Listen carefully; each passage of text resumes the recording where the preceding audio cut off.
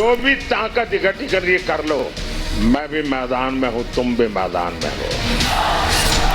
मोदी ने विरोधियों को चुनौती दी तो इंडी में खलबली मच गई। प्रचार के लिए तिहाड़ जेल से निकले केजरीवाल 2 दिन बाद ही अखिलेश के पास यूपी पहुंचे, सीटें जिताने और मोदी को हराने का दम भरने लगे। ट्रेंड ये दिखाते हैं कि भारतीय जनता पार्टी को 250 से भी नीचे, मेरे हिसाब से 220 के आसपास, 3-4 दिन पहले भी मैंने कहा था, 220 से कम सीटें इनकी आती हुई नजर आ रही हैं। 143 से ज्यादा वो सीटें जीतने वाले नहीं हैं, क्योंकि 400 पार सीटें 143 ही बनती हैं और 140 करोड़ की जनता इस बार इन्हें 140 सीटों के लिए भी तरसा देगी। ये 99 सीट के खेल में ही उलझ जाएंगे। वो दावे करते रहे और मीडिया ने स्वाति मालीवाल मामले पर सवाल दाग दिए, दाएं बाएं करने लगे।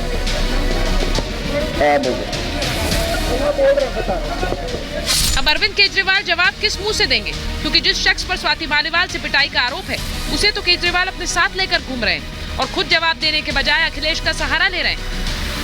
अरे उससे ज्यादा जरूरी और चीजें नहीं हैं। अरे उससे ज्यादा जरूरी और चीजें नहीं हैं।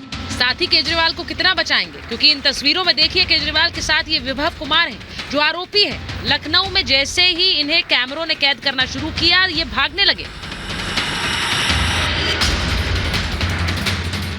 विभव कितना भागेंगे, केजरीवाल उन्हें कितना बचाएंगे, क्योंकि अब वो दिल्ली पुलिस के रडार पर। तभी तो दिल्ली पुलिस स्वाति मालीवाल के घर पहुंची है।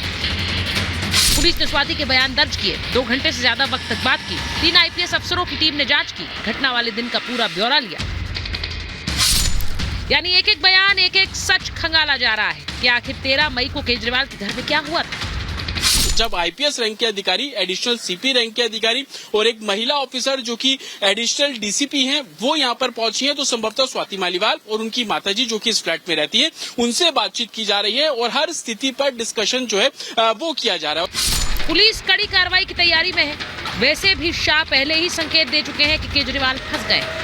मैं इतना ही कहता हूं कि अभी उनको बेचारे को जिस इश्यू में फंसे इससे निपटारा लाने दीजिए, काहे को ये सब में उलझाती है। पर वो है ना 20 दिन और बाहर हैं। उन्होंने कहा है कि अगर इश्यू अभी तो चल रहा है ना, देखिए कितना चलता है। बीजेपी इस मुद्दे पर आर पार के मूड में, प्रोटेस्ट हो रहे हैं। महिला मोर्चा कार्यकर्ता मालीवाल से मिलने जा रहे हैं तो आप कार्यकर्ता भी सड़क पर उतर गए। उधर राष्ट्रीय महिला आयोग ने विभव को नोटिस जारी कर कल तक जवाब तलब किया है। ऐसे में सियासी बयानबाजी भी उफान पर है। महिलाओं के साथ अगर कहीं भी अत्याचार हो रहा है, कुछ भी गलत होता है, तो हम उन्हीं के साथ खड़े हैं। मैं हमेशा महिलाओं के साथ ही खड़ी रहती हूँ, चाहे किसी भी पार्टी की हो। दूसरा, आपने कहा कि आम आदमी पार्टी आपस में डिस्कस करेंगे, वो उनके नेता हैं तो वो आपस में निर्णय लेंगे, ये उन पर है। कभी एक सांसद नेत्री पिटती है। ये जो पाप हो रहे हैं मुख्यमंत्री आवास में, इस पे अरविंद केजरीवाल का क्या कहना है? और चिंताजनक ये है कि जिसपे अरविंद केजरीवाल को कार्रवाई करनी थी, वो उनका जुड़वा भाई बनके अपराध में साथ साथ घूम रहा है। पहलवान बेटियां जब जंतर मंतर पे लड़ रही थीं न्याय मांगने के लिए, यही स्वाति मालीवाल जो महिला आयोग की अध्यक्ष थीं, रात में उनके समर्थन में गई थी। पुलिस के लोगों ने घसीट के मारा था। हमने देखा यहीं उत्तर प्रदेश के अंदर कुलदीप सेंगर के मामले में, हाथरस के मामले में, देश के प्रधानमंत्री खामोश रहते हैं, एक शब्द नहीं बोलते।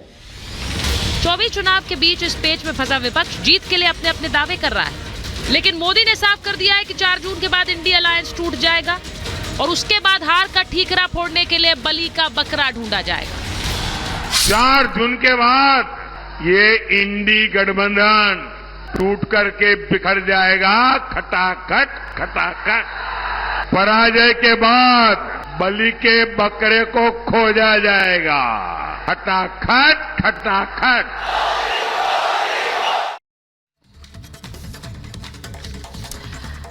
मेरे साथ इस वक्त बीजेपी के राष्ट्रीय प्रवक्ता के शर्मा जी जुड़ रहे हैं। स्टूडियो में वरिष्ठ पत्रकार अवधेश कुमार जी हैं। हमारे साथ समाजवादी पार्टी के राष्ट्रीय प्रवक्ता अनुराग भदौरिया जी जुड़ रहे हैं। हमारे साथ दुष्यंत नागा जी हैं, राजनीतिक विश्लेषक हैं, कांग्रेस का पक्ष रखते हैं, और संजीव कौशिक जी, राजनीतिक विश्लेषक, स्टूडियो में हमारे साथ हैं। बहुत बहुत स्वागत आप सभी का। मैं एक बार सीधे अनुराग जी आपके साथ शुरुआत कर लेती हूँ, क्योंकि आज प्रधानमंत्री ने जो बड़ी बात कही, उन्होंने कहा कि 4 जून को इंडिया गठबंधन खत्म हो जाएगा, उसकी समाप्ति तय है और 4 जून को बलि का बकरा ढूंढा जाएगा, यानी हार का ठीकरा किसके सर फोड़े ये ढूंढा जाएगा। बिल्कुल सही। 4 जून को भारतीय जनता पार्टी की सरकार चली जाएगी, खटाखट खटाखट। फिर 4 जून को एनडीए टूट जाएगा, फटाफट फटाफट। उसके बाद किसको दोषी ठहरा जाएगा, ये भारतीय जनता पार्टी के नेता आपस में तय करेंगे। ये तय है कि भारतीय जनता पार्टी की सरकार तो नहीं आ रही है। अगर आ रही होती भारतीय जनता पार्टी की सरकार तो ये सरकार बनाने की बात करते, जनता के मुद्दों की बात करते और जनता को अपने मुद्दे गिनाते कि हमने किसानों को क्या दिया, खटाखट खटाखट। किसानों से हमने क्या लिया, फटाफट फटाफट। हमने बेरोजगारों को क्या दिया, खटाखट खटाखट। उनसे क्या वापस लिया, बेरोजगारी, फटाफट फटाफट। महंगाई कैसे हमने यहाँ पे बढ़ाई, फटाफट फटाफट। कैसे यहाँ पे बेरोजगारी बढ़ी, फटाफट फटाफट। कैसे महिला अत्याचार बढ़ा, फटाफट फटाफट। किसानों को कैसे तकलीफ दी गई, फटाफट फटाफट। युवा यहाँ कैसे परेशान है, फटाफट फटाफट। छात्रों के पर्चे कैसे लीक हो रहे हैं, फटाफट आप ये फटाफट। कह रहे हैं कि जो भी होगा 4 जून के फटाफट साथ रहने वाला है। कैसे स्वास्थ्य व्यवस्था गड़बड़ाई हुई है, फटाफट फटाफट। तो सब तो फटाफट गड़बड़ा गया है। क्या कह रहे हैं आप? 4 जून को, सवाल क्या आपका? 4 जून को किसी तरह से इंडिया गठबंधन की आखिरी तारीख नहीं है, क्योंकि जो भी रिजल्ट हो ये गठबंधन चलेगा। गठबंधन देखिए, जनता सरकार जो भी रिजल्ट नहीं हो, हिंदुस्तान की जनता ने तय कर लिया है कि राष्ट्र के मुद्दे पे ये इंडिया गठबंधन है जो जनता के मुद्दों पे बात कर रहा है, इसको जिता रही है वो। ग्राउंड रिपोर्ट भी आ रही है। इसी वजह से तो भारतीय जनता पार्टी परेशान है, ना उनके रैली में भीड़ हो रही है, ना कोई पत्रकार आजकल किसी जनता की बाइट ही नहीं सुनाता है। हम तो चैलेंज करते हैं, हम तो आप हैं, मैं चैलेंज करता हूँ, आप किसी भी निकल अरे के आपने आप किसी भाई, के मैं तो बनारस में थी, वही बोलेगा सबसे बड़ी मैं तो समस्या पटना में महंगाई, थी, बेरोजगारी। मैंने तो इतने लोगों से वहां बात की, तो आपने सुनी नहीं देखा अनुराग कैसे? जी। तो अच्छा सुनिए जनता से ही बात करते हैं हम। हाँ मैं था एक डिबेट में था। सुनो एक डिबेट में था, सुनिए एक सेकंड। अभी कल की डिबेट में था, कल परसों की डिबेट में था, 7 बजे ऐश्वर्या की डिबेट में हमने चैलेंज किया, उन्होंने माइक लगाया, फट से बोला हाँ महंगाई बहुत है, बहुत महंगाई है। 1 सेकंड के अंदर तो फिर जवाब आ गया। आप भी लगा, मैं वही तो कह रही हूँ, तो ये आपने सिद्ध कर दिया ना कि हम जनता से बात करते हैं, जनता की बात पहुंचा दी, जो लोग बोल रहे हैं वैसे ही जाएगी सर, और यही होता है। मैं आपसे पूछती हूँ के शर्मा जी आपके पास आ रही हूँ। प्रधानमंत्री ने आज ये भी कह दिया, आ रही हूँ, एक बार इनिशियल कमेंट तो ले लूं ना अनुराग जी, बहुत सारे मेहमान हैं। ये आज जिस तरह से 2 लोग आज अरविंद केजरीवाल और अखिलेश यादव ने एक प्रेस कॉन्फ्रेंस की। अखिलेश यादव कह रहे हैं कि भाई यहाँ जो 100 की सीटें हैं उसके अंडर रह जाएंगे, 100 सीटें यानी पंजाब, दिल्ली और यूपी, इसमें बहुत बुरा हाल होने वाला है, 99 आउट वाला हाल होगा। वहीं दूसरी तरफ अरविंद केजरीवाल कह रहे हैं कि मोदी आने नहीं वाले, ये तय हो गया है। आपका गणित क्या कह रहा है? जी, होता क्या है कि 1-2 बार कोई झूठ बोले तो उसको लोग झूठा कहते हैं, लेकिन जिनकी आदत बन जाए निरंतर झूठ बोलने की तो उसको लोग धूर्त बोलने लगते हैं। आप 2014 से गिनिए, लगातार चाहे अखिलेश यादव हो, चाहे केजरीवाल हो, राहुल गांधी, ये झूठ के पुलिंदे बन गए। आपको याद होगा 2022 में यही अखिलेश यादव क्या बोलते थे, यूपी के 403 सीट हैं, हम 400 सीट जीतेंगे। अभी कहते हैं कि यूपी के 80 लोकसभा में से 79 हम जीतेंगे। अरविंद केजरीवाल आपको याद होगा गुजरात में कहते थे कि 100 जो है सरकार तो हम ही बनाएंगे, 100 से ऊपर सीट आम आदमी पार्टी जीतेगी। कोई आईबी वाला भी इनको बता रहा था, सीबीआई वाला भी इनको रिपोर्ट कर रहा था, एलआईबी वाला भी रिपोर्ट कर रहा था, और क्या हालत हुए इस पूरे देश ने देखा। और राहुल गांधी तो सर्टिफाइड झूठे हैं, सुप्रीम कोर्ट से 3-3 बार माफी मांगनी पड़ी है अपने झूठ पर। तो ये लोग झूठ और फरेब के माहिर लोग हैं सुस्तेता जी, इस क्या बात करें, हंसी तो सकते हैं। आज इसी अनुराग भदौरिया से यदि आप पूछ रहे हैं कि वो 403 में से जो 400 सीट जीत रहे थे उनका क्या हाल है।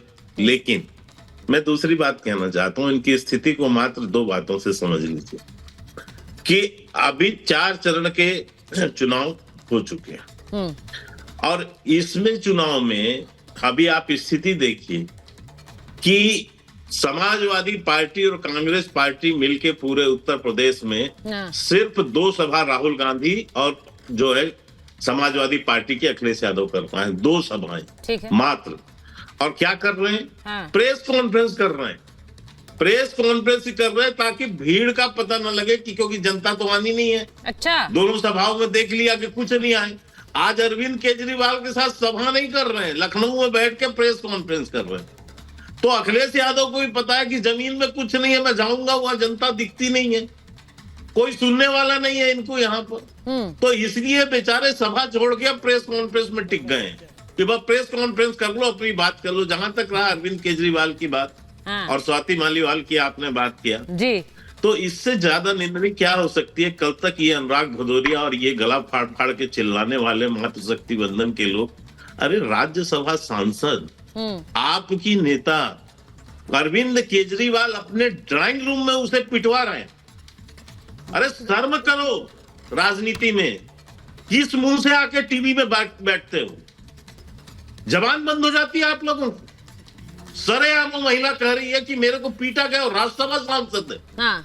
लेकिन आज प्रेस कॉन्फ्रेंस में भी पूछा गया, कि ये जो आज जो है बोलती बंद हो गई। और अखिलेश यादव क्या बोल रहे हैं, अखिलेश यादव कह रहे हैं इससे भी बड़े बड़े मुद्दे हैं।